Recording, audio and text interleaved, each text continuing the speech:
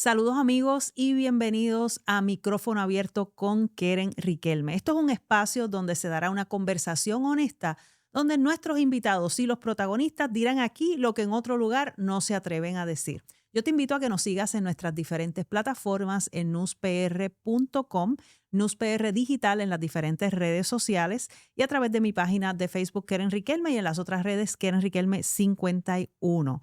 Aquí nosotros tendremos los protagonistas de la historia, pero el tema principal siempre lo serás tú. En este día tenemos un invitado especial. Nos une también, además de nuestra historia política conjunta, nos une una gran amistad y estoy hablando del presidente del Partido Republicano, Ángel Cintrón, a quien le damos la más cordial bienvenida. Bienvenido, Ángel. Gracias por aceptar esta invitación. Gracias, que era un privilegio para mí estar contigo en este programa y con todas las personas que sintonizan el programa y todas las plataformas de NewsPR digital y NewsPR en todos los conceptos no modernos que existen para acceder a información. Yo más que satisfecho y contento de estar con ustedes hoy aquí y disponible para estas plataformas de aquí y en lo sucesivo. Excelente. Háblanos un poco, Ángel, ¿qué es lo que estás haciendo? Porque sabes que mucha gente te vio durante la campaña de la gobernadora, quizás ahora te ven trabajando en lo que es el Partido Republicano, pero ¿qué estás haciendo? Yo sé que hay mucha curiosidad en el ambiente. Bueno, obviamente algunas personas me han planteado en semanas recientes sobre, ¿verdad?, que no me escuchan hace meses. Y creo que es parte natural del proceso, ¿verdad? Para aquellos que llevamos muchos años en el proceso político, cuando me ha tocado la encomienda de colaborar con campañas tanto de gobernación como de alcaldía o lo que fuere, mi rol es, una vez eso sucede, pues retirarme y recogerme a mi práctica privada de abogado y dejar que los procesos gubernamentales corran su curso, porque no soy funcionario de gobierno ni tengo ninguna relación con el gobierno de Puerto Rico ni su municipio. Así que he regresado a mi oficina a trabajar, pero en el ámbito político, a diferencia de otras ocasiones. En esta ocasión ostento el privilegio de presidir el Partido Republicano de Puerto Rico, electo en el año 23, que significa que es hasta el año 27. Así que ciertamente, aunque no he estado en el debate público, sí he estado trabajando con tu colaboración y la de Luis Fortuño, Soy Fonalleda y todo el equipo republicano de Puerto Rico con el partido a nivel local y con el partido a nivel nacional. En ese contexto, pues mantenemos nuestras reuniones cotidianas de comité ejecutivo, las reuniones políticas en la isla que estamos comenzando a arrancar de nuevo. Hay una agenda bien ambiciosa este año, que tú eres parte de eso, ¿no? Haciendo reuniones con la comunidad de base de fe, haciendo reuniones de base en distintas regiones de Puerto Rico, que ya se comenzó la semana pasada. Y a la misma vez colaborando con el partido a nivel nacional, preparándonos para lo que le llaman los midterm elections el año que viene. Uh-huh. Porque ya en otras dos ocasiones anteriores, el Partido Republicano de Puerto Rico hemos colaborado con la elección de congresistas y senadores en aquellos distritos donde hay un alto volumen de hispanos electores en esos distritos. Y sobre todo también de puertorriqueños, como es el caso de la Florida. Y de puertorriqueños como en Florida, en Pensilvania. Texas. Exacto, porque nosotros aportamos la presencia nuestra con los dos idiomas. O sea, asistimos a actividades políticas en estos distritos congresionales o estados a hablar en español, además de inglés, para atraer ese voto puertorriqueño y ese voto hispano a esos candidatos congresionales. Y eso es importante, ¿verdad?, para los que somos fieles creyentes de la estadidad para Puerto Rico, que es lo que realmente nos une a todos al final del día, seamos republicanos o sean demócratas, ¿verdad?, o la sombrilla del PNP. Y de hecho, Ángel, quería preguntarte, ahora que mencionas el tema de la estadidad, que es el tema, ¿verdad?, que nos une al final del día y por eso es que nos conocemos y hemos hecho equipo de trabajo. Hay muchas personas que dicen que la estadidad para Puerto Rico que no va a llegar. Hay gente que dice, no, primero la van a ver mis bisnietos antes de que... Y la realidad es que sí sabemos que se necesita un momentum para presentar proyectos en el Congreso. Sabemos que el estatus político de Puerto Rico es una criatura del Congreso, ¿verdad? A través de la Ley 600 desde el 1952, cuando ya se ratifica aquí en Puerto Rico, porque está desde el 1950 la ley, pero se ratifica en el 52. Pero a tu juicio, una persona con tanta experiencia que lleva tantos años militando, que hemos llevado esa bandera, en el caso tuyo, pues tienes la experiencia dentro del Partido Nuevo Progresista desde la juventud, luego como legislador en las diferentes posiciones que has estado. A tu juicio, luego de todos estos años, bueno, ¿qué hace falta para que llegue y en dónde estamos en el asunto de la estadidad para Puerto Rico? Todo eso a pesar de mi corta edad, vamos a hacer. Claro, Okay, muy bien. es muy joven este teenager que yo tengo aquí al lado. Esto es un teenager. Pues mira, Keren, yo creo que debo comenzar por darle un segundito de contexto histórico, ¿verdad? Porque hemos caminado por los pueblos de la isla hablando de esta tertulia del Partido Republicano que incluye la sombrilla del PNP. Y yo creo que mucha gente se sorprende, ¿verdad?, de entender esto. El Partido Republicano de Puerto Rico es el partido más antiguo de Puerto Rico. Fue fundado en 1899 por José Celso Barbosa. Así que el Partido Republicano tiene 126 años de existencia en Puerto Rico. ¿Eso es así? Eso es lo primero. Lo segundo es... De hecho, se funda un 4 de julio. Un 4 de julio del 1899, al año de la presencia norteamericana en Puerto Rico. Lo importante de entender eso es que ese partido lo funda Barbosa específicamente para lograr que Puerto Rico se convierta en Estado de la Unión desde hace 126 años. Pero como tú bien sabes y los que nos escuchan también, la estadidad es un ejercicio de conjunto, ¿verdad? Es como un matrimonio o un noviazgo. Las dos partes tienen que consentir. Así que no solo el Congreso tiene que estar dispuesto a conceder una ley habilitadora para admitir un territorio como Estado, sino que el territorio tiene que solicitarlo democráticamente, ¿verdad?, con una mayoría de los electores. ¿Qué ha sucedido aquí? Aquí lo que ha sucedido, que se nos olvida muchas veces, es que en esos 126 años de historia del movimiento estadista en Puerto Rico, la primera vez que el pueblo de Puerto Rico votó en las urnas mayoritariamente por la estadidad fue en el año 2012, cuando Luis Fortuño hizo el plebiscito junto con las elecciones del año 2012. Esa es la primera vez desde 1899 que el pueblo de Puerto Rico vota mayoritariamente por la estadidad. Y desde entonces todos los plebiscitos sucesivos, en todos la estadidad ha seguido ganando y ha seguido aumentando su margen. Y que son 4 en el 12, en el 17 y en el 20 y ahora en el 24. Correcto. Pero es importante entender eso porque a la hora de preguntar cuándo arranca el reloj de la estadidad en términos de lograr cosas concretas en el Congreso, bueno, pues no podemos mirarlo desde el punto de vista del PNP o del Partido Republicano. Tenemos que mirarlo desde el punto de vista de los electores solicitando la estadidad en las urnas. Así que en el 2012 fue que arrancó ese reloj en realidad. Y lo que tenemos que medir es cuánto hemos logrado desde que tenemos un mandato por primera vez a favor de la estadidad en Puerto Rico en el Congreso. Bueno, pues ya se han radicado 3 proyectos de ley desde el 2012. ¿Ok? 2 de los cuales han sido aprobados en el Congreso, en la Cámara. Ha faltado el Senado. Así que cuando tú miras eso en ese contexto, te das cuenta que sí ha habido un avance extraordinario. Y que esto no es un switch, porque hay personas que se desesperan y dicen, no, que esto es un switch. Es que tiene que haber primero educación porque estamos hablando de que es un nuevo estado para la nación americana. Claro. De que las personas quizás hasta el huracán María no sabían mayoritariamente, ¿verdad? En los estados. Puerto Rico no estaba en el mapa social y político y económico del resto de la nación. Ni que éramos ni siquiera ciudadanos americanos. Es correcto. Y todavía hay gente que no sabe eso. Claro. Y que aquí circula el dólar y que somos parte de la nación. Pero como te decía, desde el 2012 es que ha comenzado este proceso. Y a veces, como estamos acostumbrados a la política local, que todo es en bloques de 4 años, se nos olvida que el Congreso es en bloques de 2 años. Y por lo tanto, ¿qué sucede? Y esa experiencia vivida, ¿verdad?, por este joven que te habla, cada 2 años cambia la composición del Congreso. Y tienes que ir nuevamente. Y hay que nuevamente hacer visitas, nuevamente educar. Correcto. Y seguir sembrando la semilla. En el Senado, el proceso es un poco diferente, pero también hay alteraciones cada 2 años, pero en términos de 6. O sea, es 2, 2 y 2. Y ahí los senadores también van cambiando, no en la misma composición que la Cámara.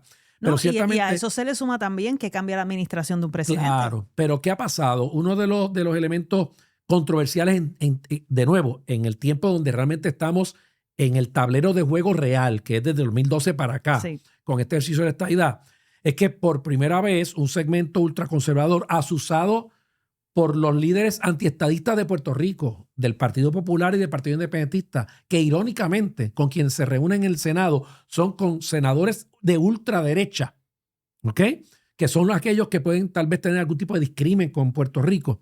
Y con eso es que la oposición se reúne. Le han sembrado la idea de que Puerto Rico sería un estado absolutamente demócrata, totalmente liberal. Claro, que eso es otro error que ellos le han vendido a ellos. El Congreso no es lo mismo que el Senado en términos del balance político. El balance político del Senado es un balance político bastante fino, ¿verdad?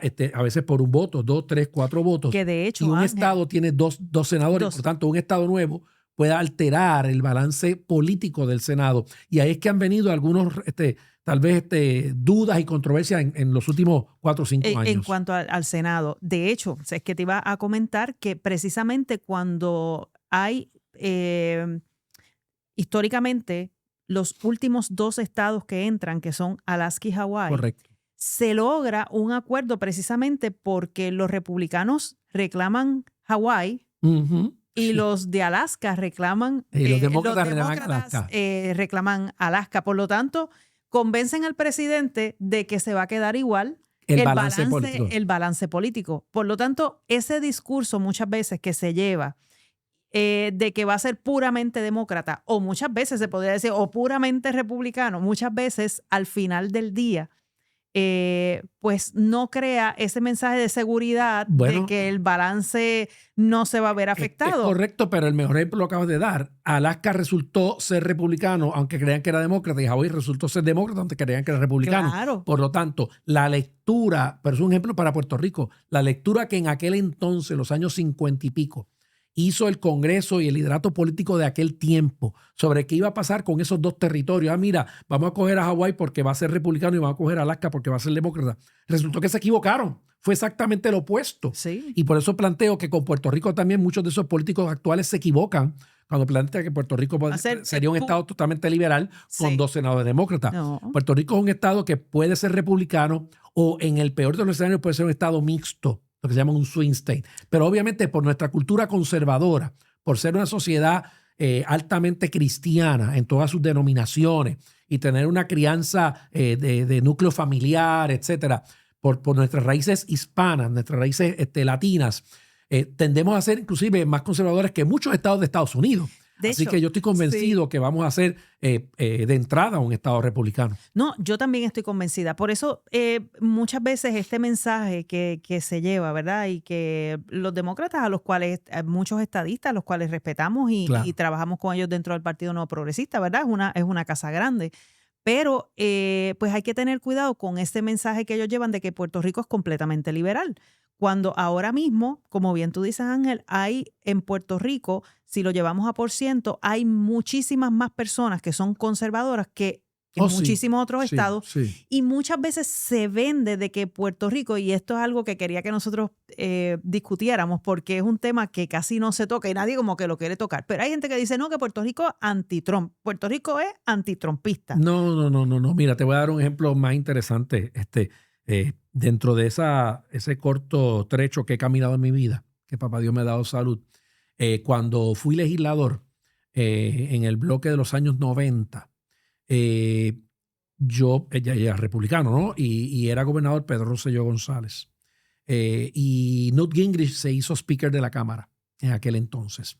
Y se creó algo que se llamó el Compact of America, o el Pacto de América, que era un ejercicio filosófico plasmado en proyectos de ley a nivel congresional para reestructurar el modelo de desarrollo económico de la nación, de regular sobre todo la alta regulación del gobierno y la intervención del gobierno en el sector privado.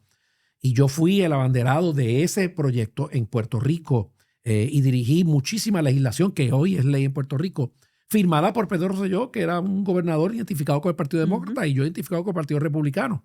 Y fui reconocido en aquellos tiempos, más jovencito que ahora, por haber implementado en Puerto Rico los proyectos de Newt Gingrich en la Cámara y el Senado de Puerto Rico.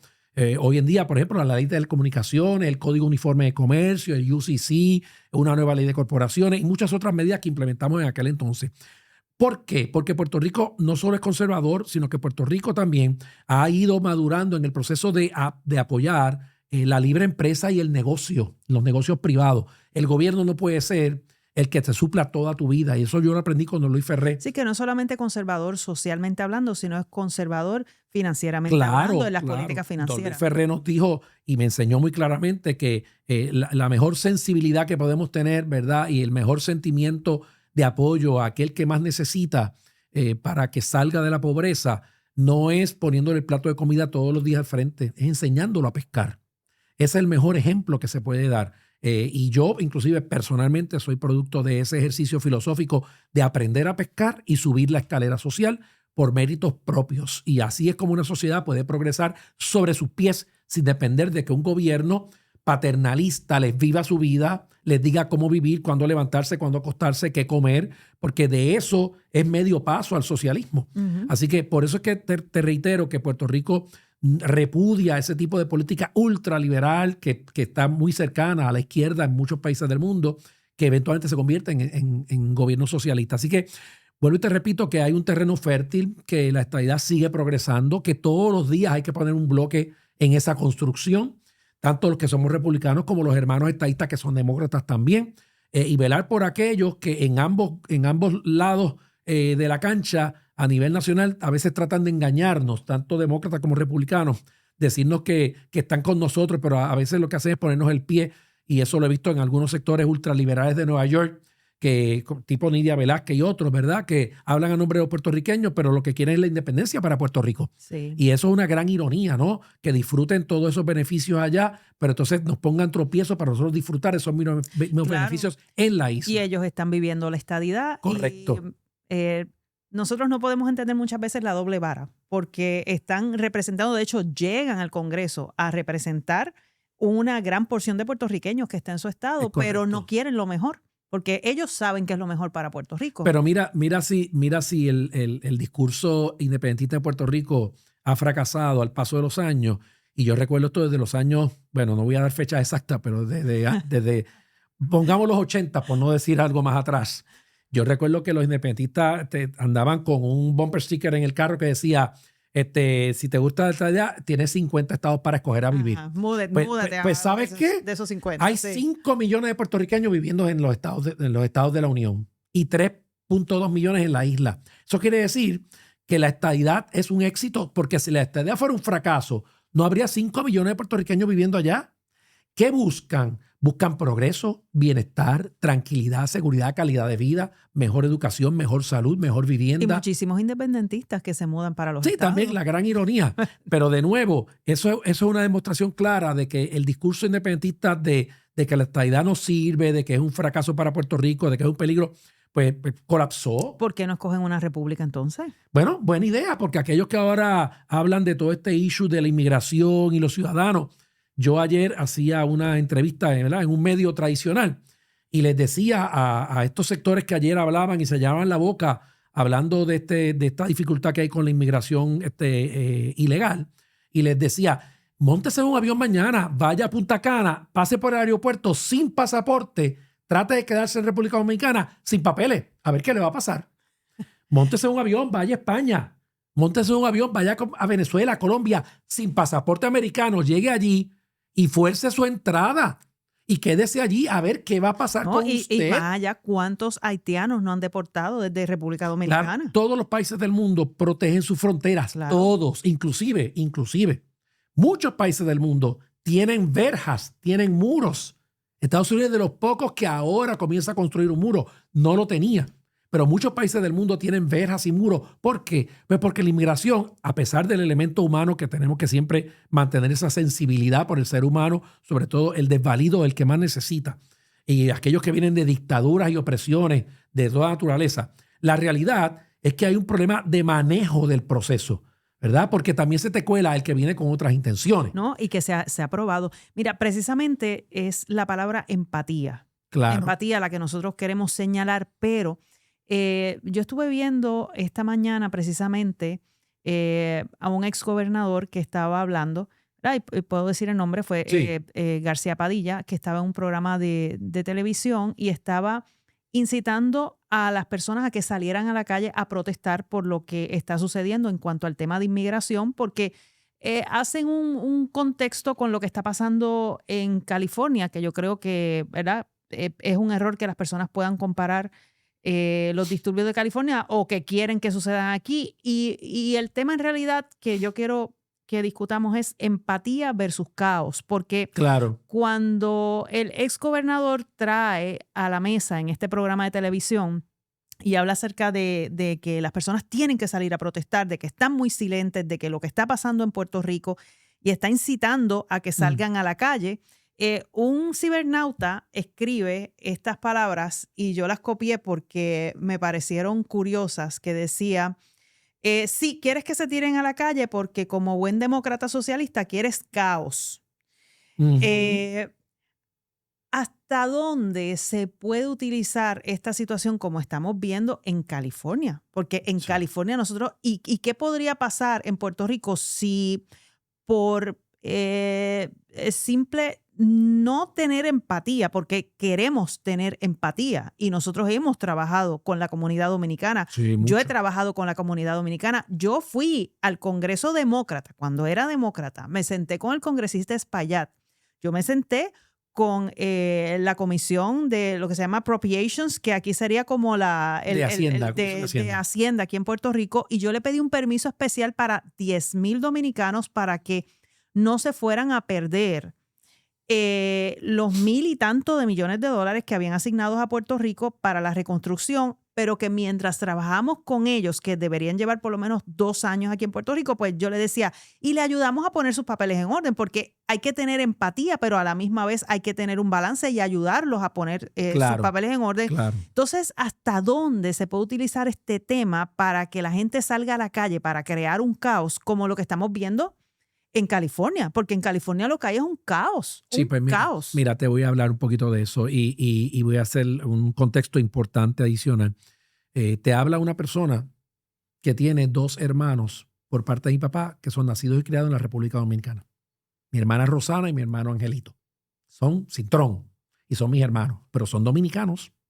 Ahora son ciudadanos americanos por mi papá, que ya está fallecido, que para descanse. Pero lo que te quiero decir con eso es que yo tengo muy de cerca en mi corazón el elemento, ¿verdad?, de la diferencia, de la dificultad de crecer en un país que no tiene todos los recursos como lo tiene nuestra isla por ser parte de los Estados Unidos de América. Yo tengo eso muy claro, muy presente. Pero la realidad es que, como te decía ahorita, ¿verdad?, cada jurisdicción tiene que proteger su frontera. Y yo me acuerdo cuando en los años 80, estos mismos que protestan del lado independentista repudiaban la ola de inmigrantes dominicanos llegando a la isla por la costa de Aguadilla, Aguada y Mayagüez. Como cambian los discursos. Criticaban semanalmente la presencia de dominicanos aquí porque le quitaban el trabajo a los puertorriqueños y que había que ser más firmes con la frontera y evitar que entraran. Esos eran los que criticaban la llegada de dominicanos aquí en los años 80. Ahora, por conveniencia política, quieren hacerse ver como que son los defensores. Y te voy a explicar lo siguiente. A mí me parece, y lo digo con respeto, pero con mucha firmeza, me parece muy hipócrita la expresión del exgobernador García Padilla, porque él es el responsable de haber pasado una ley a sabiendas de que lo que estaba haciendo iba a provocar lo que pasa hoy. Exponiéndolo. Claro, porque al él prometerles una licencia de conducir, aparentando que lo hacía porque les tenía cariño y quería su voto, y mira qué bueno es García Padilla, que le da licencia a los dominicanos en Puerto Rico para que puedan guiar. No. Cuando lo hizo estaba muy consciente que eso le creaba a una persona que no tenía ningún tipo de expediente, le creaba un expediente. O sea, una persona que está en Puerto Rico, por decirlo así, no que es ilegal, pero está ilegalmente en la isla porque no tiene documentación, llegó en una yola, no entró por el aeropuerto, no tiene una visa, no tiene una visa de visitante o de estudiante o lo que fuera, sino que llega sin ningún tipo de documentos, que es lo que se le llama comúnmente en la calle como ilegal, ¿verdad? Esas personas no tienen expediente de ninguna naturaleza, en ningún lugar.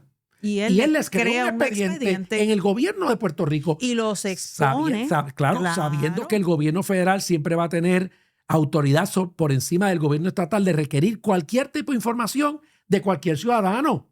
Así que lo que pasa hoy es producto de sus propios actos y ahora hipócritamente plantea que hay que salir a la calle. Claro, te voy a decir cuál es el segundo ángulo. Lo hace porque este es uno de los muchos del liderato del Partido Popular, que todavía quedan algunos, ya la mayoría han ido entendiendo que no es así, que se dedican todos los días a atacar la estadidad, cueste lo que cueste, aunque se saquen los 2 ojos.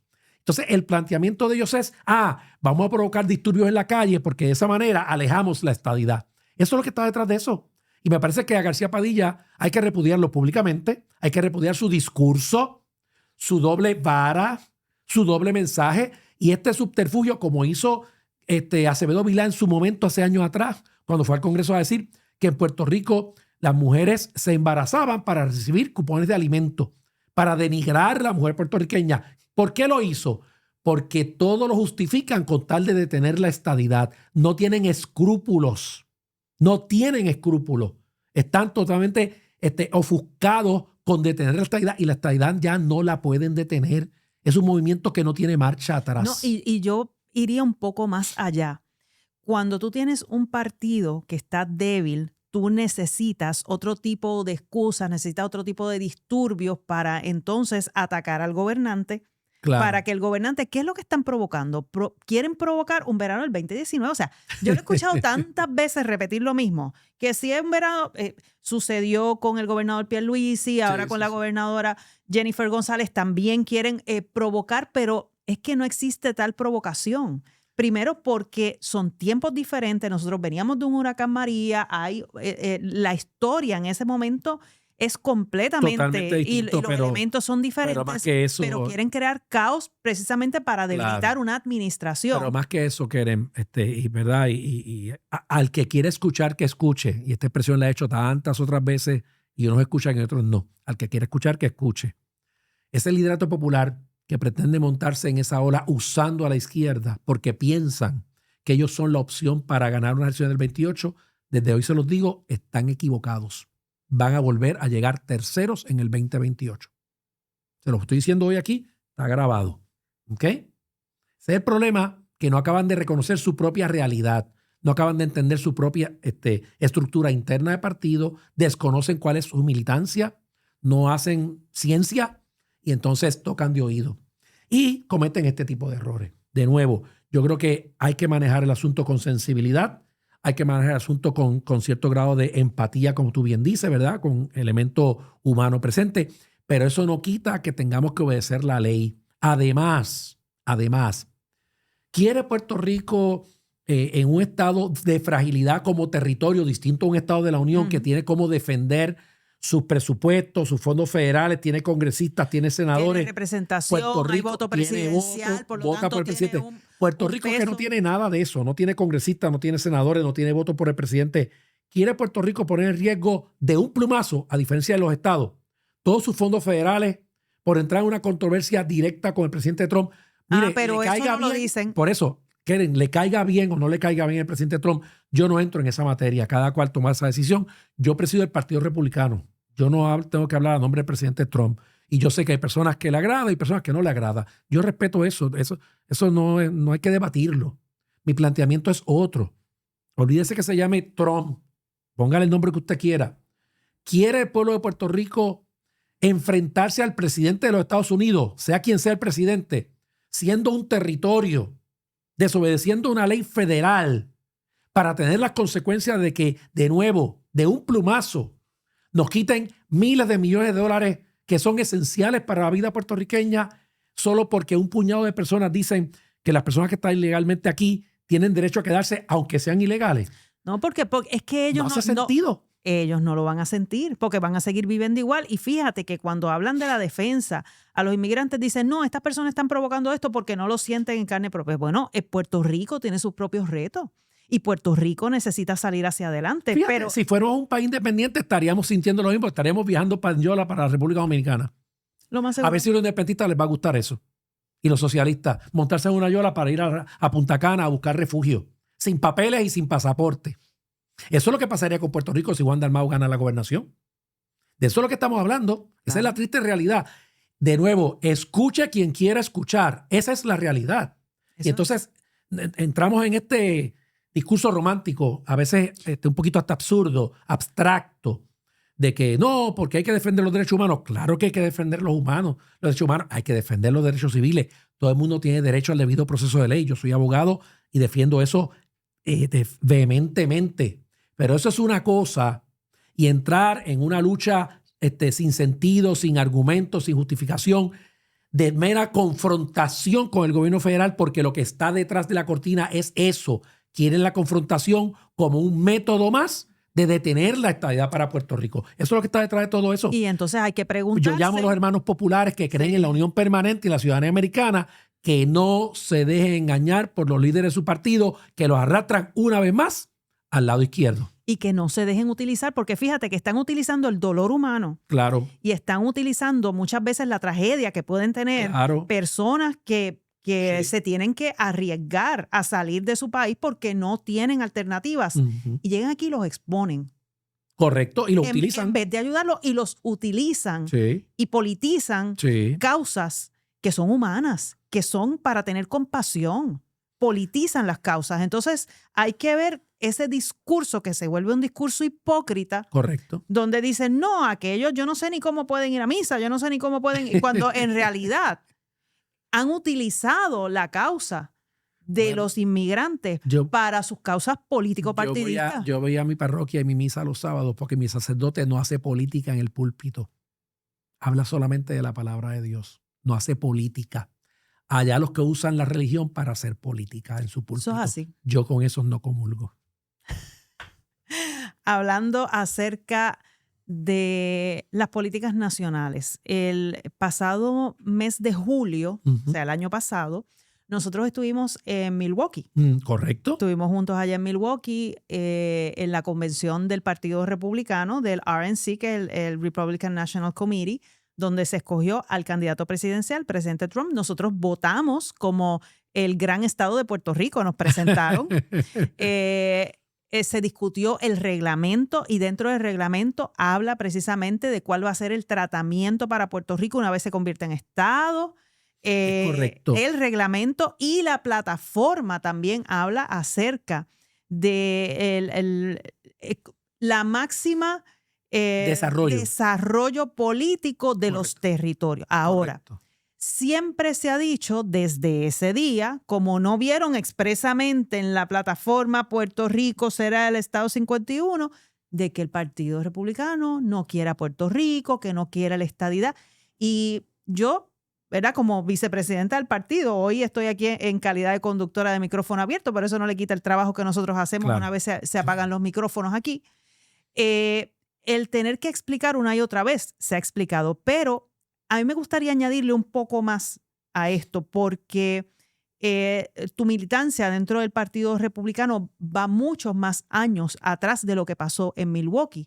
Y quiero aclarar este punto de que los republicanos no nos quieren. No vayan al Congreso a hablar de Puerto Rico porque no nos quieren. Bueno, ¿en dónde estamos parados? Y yo quiero que el mismo presidente lo explique. Esa es la línea del periodista José Delgado Nuevo Día, que se dedica todos los días a escribir en contra de esta idea para Puerto Rico. Así que no se dejen llevar por eso. Mira, y sin mencionar mi edad, el Partido Republicano es el partido que en su plataforma a nivel nacional tiene el compromiso con Puerto Rico desde el año 1940.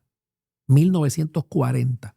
Y siempre ha sido permitirle a Puerto Rico convertirse en Estado de Unión. Claro, Puerto Rico tiene que solicitarlo. Como expliqué ahorita, es un proceso en dos direcciones. Y Puerto Rico no lo había solicitado por primera vez hasta el 2012. Pero el Partido Republicano reiteradamente cada 4 años reitera su compromiso de permitir que eso suceda. Cuando dice permitir que eso suceda es que el pueblo de Puerto Rico tiene que hacer el ejercicio y el Congreso corresponder a ese ejercicio. ¿Okay? Como en años recientes ya ha comenzado a suceder. Y por eso quien fue nuestra comisionada residente por 8 años, Jennifer González, que fue inclusive la presidenta del Partido Republicano local antes de este humilde servidor, pudo adelantar muchísimo desde el lado republicano con el proceso de estadía para Puerto Rico. Ahora, en esta última ronda, no solo la plataforma recoge, ¿verdad?, en una forma mucho más sucinta, porque si es una plataforma de apenas 40 y pico de páginas, que antes eran 200 o 300 páginas, en idioma sencillo, el que Puerto Rico pueda aspirar al máximo desarrollo político, que el único máximo desarrollo político de Puerto Rico es la estadidad. Eso te iba a preguntar. Un máximo desarrollo político de un territorio no es la independencia. Sí, no, correcto. Es la estadidad. Pero en el reglamento del partido, claramente establece un artículo de cuando Puerto Rico sea Estado, o sea, ya dando por sentado que Puerto Rico va a ser Estado, y ya establece cómo nuestra delegación va a ser calculada para el floor una vez seamos Estado, que es relativamente similar a lo que tenemos, porque se nos trata hoy en día prácticamente como si fuéramos un Estado, pero vamos a tener un poco más de delegados. Así que ya el reglamento contempla que cuando seamos admitidos como Estado, cuál va a ser la fórmula matemática para Puerto Rico dentro del floor del Partido Republicano. Así que ciertamente, inclusive, como tú sabes, ¿verdad? Y estás comenzando ahora a tener esta experiencia en años recientes, en el RNC es un comité nacional de 168 personas. 3 personas por cada estado o territorio. ¿verdad? Y son 56 estados y territorios, somos 168 personas. En el caso de Puerto Rico es la licenciada Rodríguez Fornalleda, el exgobernador Luis Fortuño y este humilde servidor. En ese comité, los 3 puertorriqueños participamos en igualdad de condiciones en todo el proceso. Al extremo que las 2 elecciones hacia atrás, que hubo una elección bien reñida, Puerto Rico fue determinante en la elección de la que entonces fue electa tesorera en California, Casey. Hoy Casey es la vicepresidenta nacional del partido. Y una aliada. Como dice de yo, mira, Puerto Rico. guess what? Tenemos una de las mejores aliadas a nivel nacional, porque nunca va a olvidar la diferencia que hicimos nosotros 3, que buscamos otros votos con los nuestros también, hicimos la diferencia para su elección. De hecho, ese es el mejor ejemplo de lo que es la democracia. Estuvo el chairman del Partido Republicano a nivel de toda la nación aquí hace unas semanas. A lo que voy con esta explicación es, ¿verdad? Para quien nos escucha, ¿cómo opera la estadidad? La estadidad opera dentro de una federación. Estados Unidos es una federación. Y en esa federación, todos los estados tienen participación igual. Y por lo tanto tienen derechos iguales, que es lo que no tiene todavía Puerto Rico. Ese ejercicio democrático de tú tener peso para decidir, porque tu voto cuenta, nosotros lo vivimos constantemente dentro del Partido Republicano a nivel nacional, porque se nos participa como si fuéramos un estado y nuestro voto cuenta igual y provocamos diferencias de una cosa u otra. Eso va a pasar cuando seamos estado. La diferencia de Puerto Rico siendo estado que provoque que cosas que necesitamos las vamos a tener por derecho propio, porque tendríamos 4 votos en el Congreso y 2 en el Senado. No dependeríamos de un congresista o senador que nos quiera ayudar de buena fe, sino que dependemos de nosotros mismos y de quienes los puertorriqueños elegimos en las urnas, y que el presidente que envía a nuestros hijos a la guerra con un fusil en la mano, que nuestros hijos tengan también un lápiz en la mano para votar por ese que nos envía a un conflicto bélico, porque no es justo coger el fusil, y no poder coger el lápiz. Esa es la diferencia de la estadidad y de la igualdad que nos hablaba Don Luis Ferré, Carlos Romero y desde el tiempo de Barbosa. Así que estamos bien comprometidos, Keren, en el Partido Republicano con la estadidad para Puerto Rico. Yo sé que los hermanos estadistas demócratas tienen el mismo compromiso, ¿verdad? Y hay que empujar todos en la misma dirección juntos. O sea, para estar claros, el Partido Republicano quiere a Puerto Rico y quiere la estadidad para Puerto Rico. Sí, y el Chairman Nacional estuvo hace 2 semanas en la isla. Michael Whiteley estuvo una tremenda actividad con nosotros, hizo un mensaje muy específico, bien clarito de lo que es la igualdad para Puerto Rico y la participación nuestra, que ha hecho diferencias ya en algunos distritos congresionales. O sea que el Partido Republicano ya conoce de primera mano que la entrada nuestra a la ecuación política nacional tiene un valor específico, y es que el voto hispano cada día crece más y Puerto Rico es la jurisdicción con la capacidad de manejar los 2 idiomas y las 2 culturas y poder unificar ese voto conservador hispano.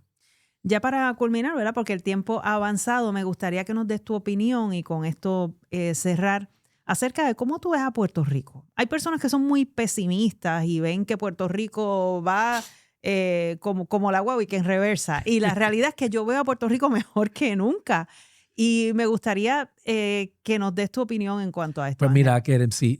Y obviamente, ¿verdad? Sabemos que todos los días hay retos, ¿verdad? No todo es perfecto, no todos los problemas están resueltos. Siempre va a haber retos con la criminalidad, siempre va a haber retos con el desempleo, siempre va a haber retos con los servicios de salud, educación, etcétera. Lo importante es ver cómo podemos mover la aguja y progresar al paso del tiempo e ir resolviendo problemas que duran por años. Nunca olvidemos que gran parte de nuestros problemas cotidianos nacen de la desigualdad política y económica de la que hemos hablado en este programa, al no ser Estado y ser un territorio. Eso es importante tenerlo bien claro siempre. Pero dentro de esa desigualdad y de esa desventaja para resolver estos problemas, hay cosas que sí Puerto Rico como territorio ha podido y puede resolver y va a seguir resolviendo. Y yo creo que este nuevo gobierno con Jennifer González es un gobierno diferente, ¿verdad? Y yo sé que hay muchas personas que están tratando de entender porque no la conocen bien. Yo te puedo decir que Jennifer es una política bien distinta. Para empezar, desde que llegó a la fortaleza, de 2 a 3 días de semana está literalmente en la calle. No está en el escritorio, está visitando los pueblos. Va a escuchar a la gente, va a preguntarle a la gente cuál es el problema, qué necesita, qué es lo que no se ha resuelto, dónde está trancado el proceso aquí o acá.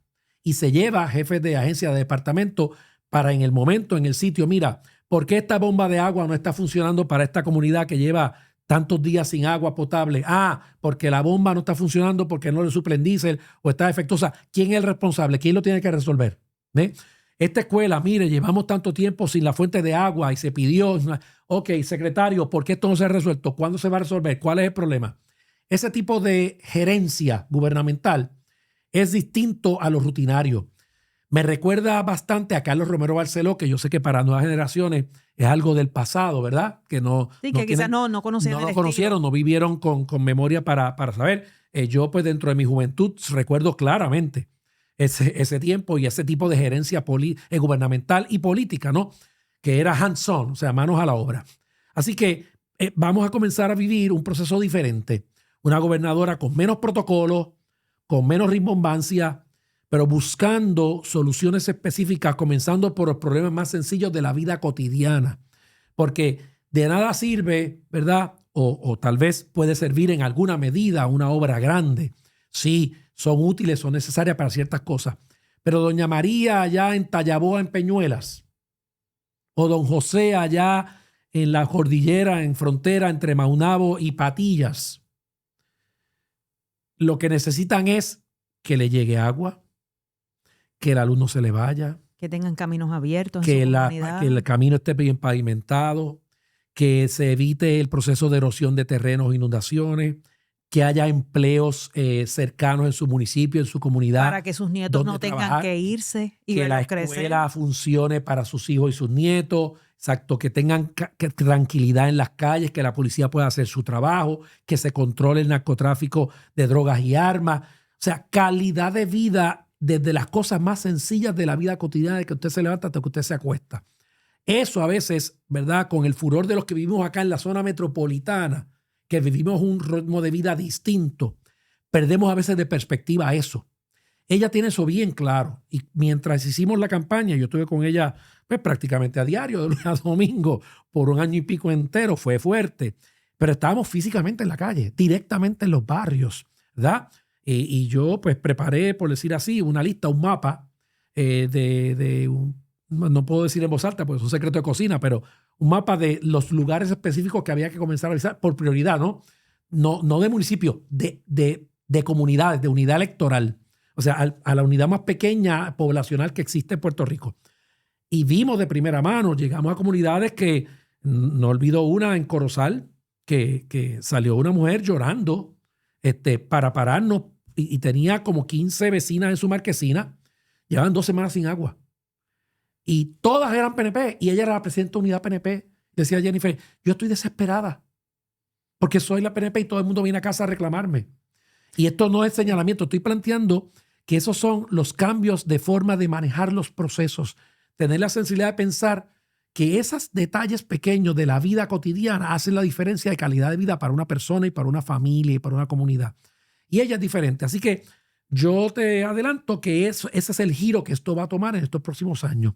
Un cambio de cómo el gobierno le sirve a la gente. Un gobierno de empatía. De manera directa con los problemas cotidianos. Y obviamente sobre la marcha mejorar la eficiencia, la costo-efectividad, que el dinero federal se sienta más directamente, porque ha habido muchísimos retos de burocracia estatal, pero también burocracia federal, ¿verdad? Porque vamos a ser justos. Sí. FEMA ha sido bastante complicado y difícil de manejar. De hace muchos años, o sea, no de ahora. Correcto, no es de ahora. Pero ese tipo de cosas, pues ella tiene una forma diferente de manejar ese proceso y yo estoy comenzando a ver ese proceso y ese cambio.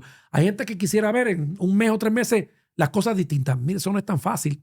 Pero ya usted está viendo a una gobernadora en la calle, en su pueblo, pendiente a los problemas cotidianos de su gente.